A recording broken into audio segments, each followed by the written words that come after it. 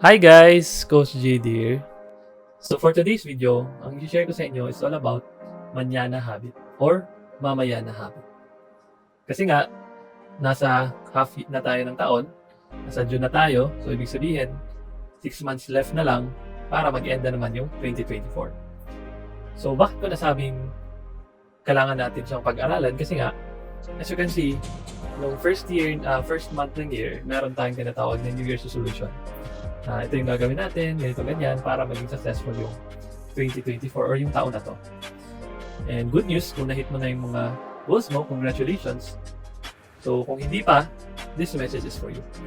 Kasi nga, me myself, madami na ako na-hit na goals, but of course, meron pa din naman akong mga goals na hindi din na-achieve. And I am reminding myself na kailangan kong gawin na ngayon yung mga dapat na gawin ko.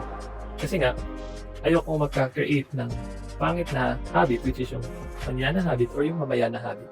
Kasi yung mamaya na habit, pag ina-apply mo siya on a daily basis, ang mangyari niyan, meron kang goal, sinabi mo na ito yung gagawin mo, and of course, kasi meron kang ganung habit na yon, hindi mo magagawa. Kasi nga, manana habit or mamaya na habit. So, ang mangyayari, yung gagawin mo, pinapagpabukas mo, that's the reason, yung results is nadidelay din. So, huwag kang magtaka kung bakit hanggang ngayon, wala ka pa rin na-hit na goals.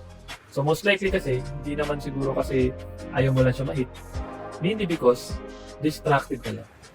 Dahil sa panahon ngayon, madaming distraction. So madaming pwedeng karoon ng entertainment, Netflix and everything. Kahit ako minsan din na but okay naman yon for syempre for our mental health. Diba? But we have to remind ourselves na kailangan focus tayo. Okay? Focus tayo and huwag tayong dala sa sobrang daming issue sa social media kasi alam mo hindi na uubos yung mga issue na yan. It's okay to be updated but you have to keep reminding yourself na uunahin mo muna yung goals mo.